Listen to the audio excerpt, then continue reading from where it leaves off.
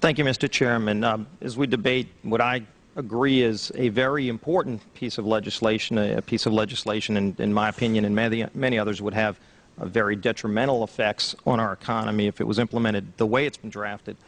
We've been trying to get a quantifiable grasp on the cost of this bill, how much it would actually cost American families, how many jobs would be created and lost. And number one, on the science side, we've had very divergent views. We've had dozens of experts come over the last few days and testify, giving very different opinions on the science.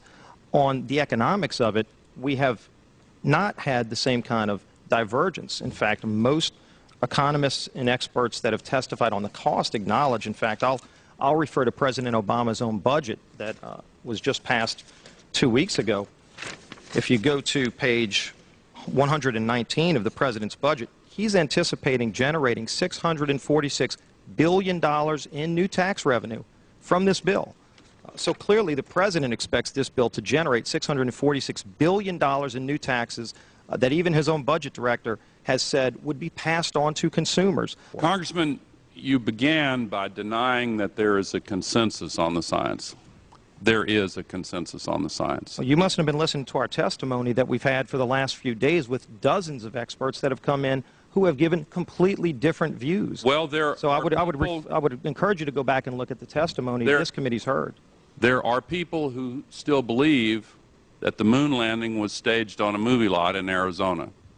And neither of us are one of those, and I know you like giving those cute anecdotes. This is not a cutesy issue. We're talking about something that can export millions of jobs out of our economy, out of our country, and testimony's been given just to those numbers. And so we're talking about a serious consequence that there would be on this country and the carbon leakage that would occur where the carbon would be emitted, but it would be emitted in China and India, and the jobs would go to China and India. And that's been testified before this committee in the last few days as well. So we can testify about the actual cost. Do you want to talk about the cost? Man-made global warming pollution causes global warming. That's not a cutesy issue. It's not an open issue.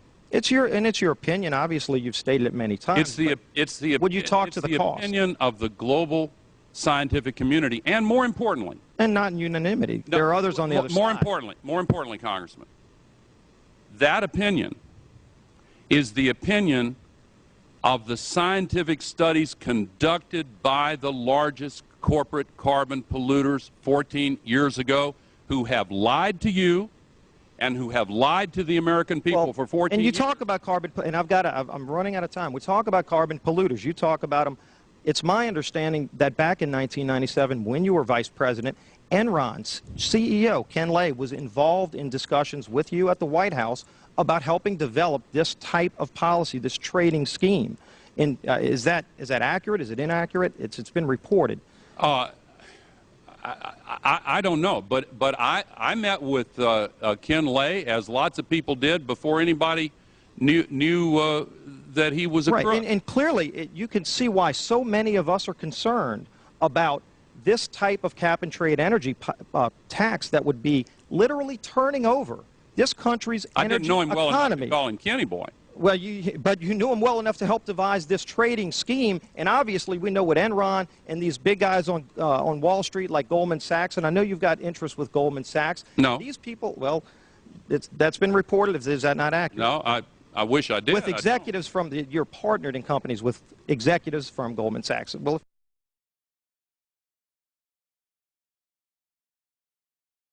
with executives from you're partnered in companies with executives from Goldman Sachs. Well, if you're not, either way, Enron clearly had an interest in doing this when they were around. We saw what they did.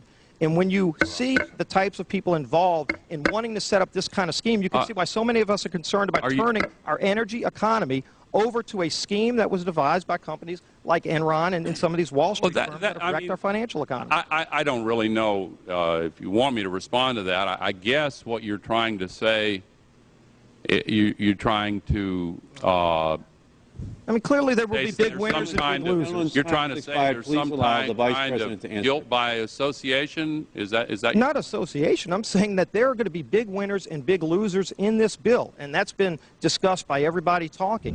Big winners and big losers. But some of the big winners are some of the very financial experts that help destroy our financial marketplace. And I think that should be noted, that companies like Enron helped come up with this trading scheme that would invoke Enron didn't create this proposal in any way, shape, or form. Well, the details are not in this bill. That's a false accusation. The details are not in this bill, and I would suggest that they are.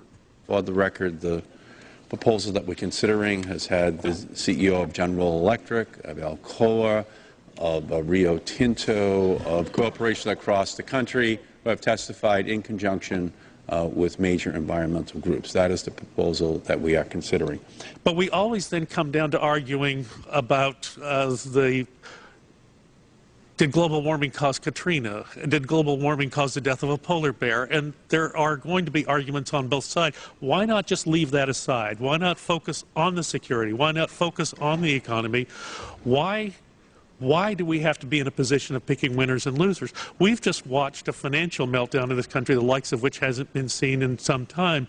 Now, if people like credit default swaps, they're really going to like the carbon swaps that are going to occur and the carbon future swaps.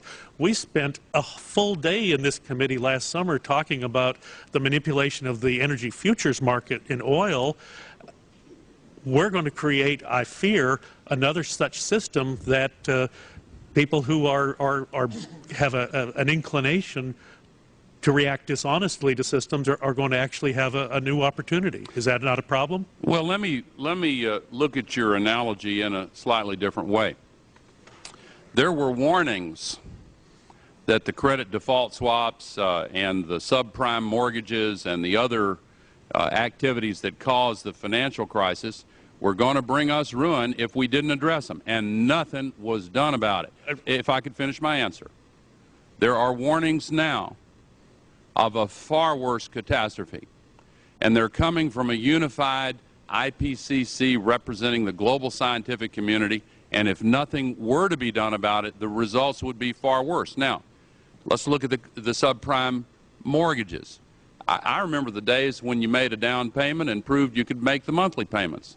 And we were told the risk was washed away by securitizing them and lumping them together, and that assumption collapsed.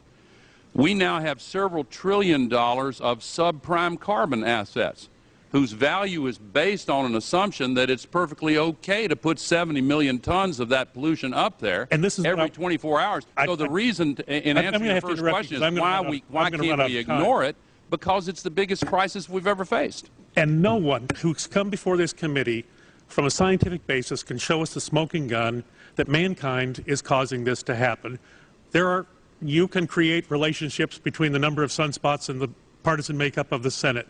Anything can be proven if you're willing to take the time to have the numbers. Let me just go to another point, because it was a terribly important... Could I respond to that? No, I need to make this point. Dr. Apt, who was with us yesterday, and he said it so eloquently that we have to focus on reducing carbon dioxide rather than trying to pick winners and losers in this. If we will focus on what is the reasonable thing to do, whether we want to focus on security, whether we want to focus on the economy, or we can spend a lot more time arguing about the science of climate change. When we construct this bill, and Senator Warner said it so well, when we construct this bill, we have to have the flexibility that we give people credit for doing the energy efficiency things that we want them to do. We give people credit for creating the newer technologies that we want them to do, rather than us pick every jot and tittle of winners and losers in the bill, which is unfortunately the draft that we have in front of us.